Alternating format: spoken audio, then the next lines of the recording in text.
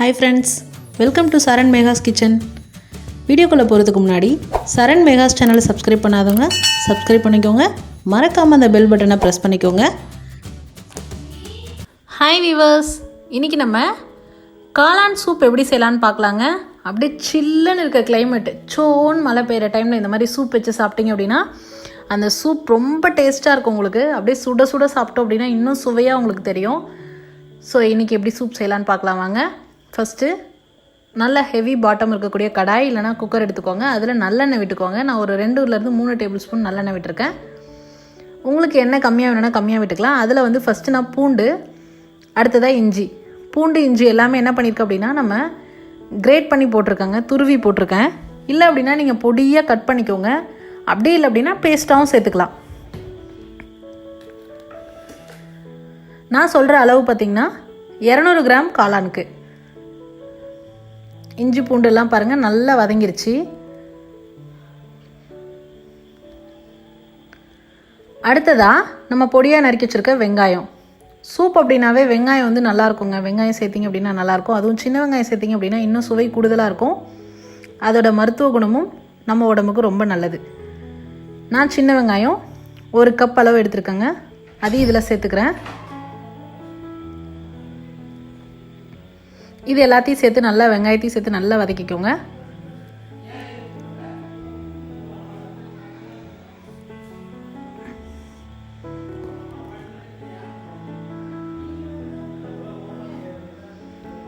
பாருங்கள், வெங்காயம் ஓரளவுக்கு நல்லா வதங்கிருச்சிங்க. நம்ம சூப்பில் எல்லாமே நல்லா சேர்த்து குக்காக தான் போகுது. அதனால் ரொம்ப வதங்கணும்னு அவசியம் இல்லை. ஓரளவுக்கு வதங்கிருச்சு அப்படின்னாவே போதும். அடுத்ததாக 200 கிராம் காளான் எடுத்துருக்கேன்னு சொன்னேன். அந்த காளானை நல்லா சுத்தம் பண்ணிவிட்டு பொடியாக நறுக்கி எடுத்துக்கோங்க. அதையும் சேர்த்து கிளறி விடுங்க.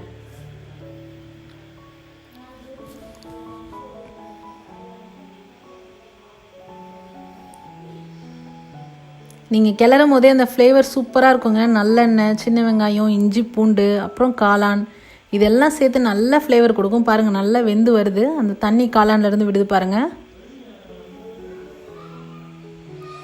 இந்த ஸ்டேஜில் கொஞ்சமாக மஞ்சள் தூள்,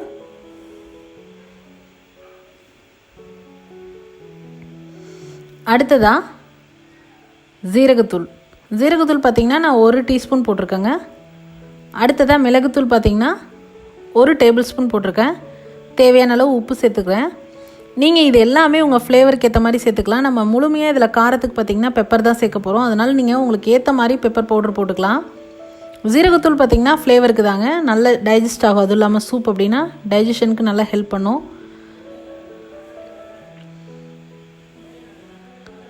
ஜீரகத்தூள், பெப்பர் இது எல்லாத்தையும் போட்டு நல்லா கலந்து விட்டுட்டு அடுத்ததாக கொஞ்சமாக தண்ணி பார்த்திங்கன்னா ஒரு 2-3 கப் அளவுக்கு தண்ணி சேர்த்துக்கலாங்க. இது எத்தனை பேர்த்துக்கு சர்வ் பண்ணலான்னு பார்த்தீங்கன்னா 4-5 பேர் வரைக்கும் சர்வ் பண்ணலாம். இப்போ அந்த தண்ணியெல்லாம் சேர்த்து தேவையான அளவு தண்ணியெல்லாம் விட்டுட்டு அது ஒரு 5 நிமிஷம் கொதிக்கணுங்க. அதுக்கிடையில் நம்ம என்ன பண்ணலான்னா சோள மாவு சேர்க்கணும். சோள மாவு பார்த்திங்கன்னா நான் 3 டேபிள் ஸ்பூன் சேர்த்துருக்கேன். அதில் கொஞ்சமாக தண்ணி விட்டு அதை நல்லா கரைச்சி எடுத்துக்கலாம்.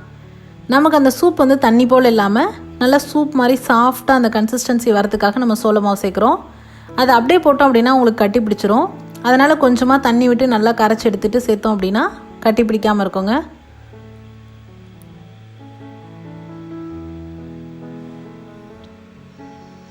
பாருங்கள், இந்த மாதிரி நல்லா தண்ணி போல் கரைச்சி எடுத்துக்கோங்க.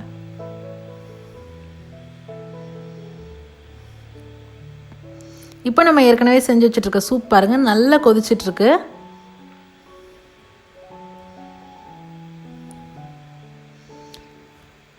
உங்களுக்கு நான் கலக்கி விட்டு காமிச்சிருக்கேன் பாருங்கள். இந்த ஸ்டேஜில் கொஞ்சம் கொஞ்சமாக நம்ம கரைச்சி வச்சுருக்கக்கூடிய சோள மாவை சேர்த்துக்கணும். ஒரேடியாக சேர்த்தோம் அப்படின்னா அடிப்பிடிக்கும், இல்லாட்டி கட்டி பிடிச்சிக்கும். கொஞ்சம் கொஞ்சமாக கிளறி விட்டுக்கிட்டே சேர்த்துக்கணும்.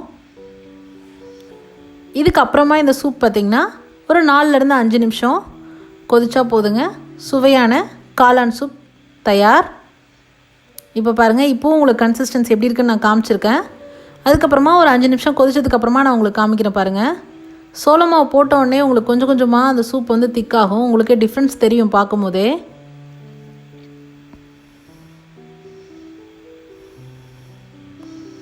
பாருங்கள், உங்களுக்கு இன்னமும் நல்ல திக்காக சூப் ரொம்ப திக்காக வேணும் அப்படின்னா இன்னும் 1 டேபிள் ஸ்பூன், நம்ம 3 டேபிள் ஸ்பூன் போட்டிருக்கோம், இன்னும் 1 டேபிள் ஸ்பூன் சோள மாவு போட்டிங்க அப்படின்னா உங்களுக்கு கன்சிஸ்டன்சி நல்லா திக்காக கிடைக்கும். உங்களுக்கு எந்த மாதிரி வேணுமோ அந்த மாதிரி செஞ்சுக்கலாம். அவ்வளோதாங்க, 10 நிமிஷத்தில் சூப் ஆஃப் பண்ணிடலாம். சுவையான காளான் சூப் ரொம்ப சூப்பராக சுவையாக தயாராகிடுச்சுங்க.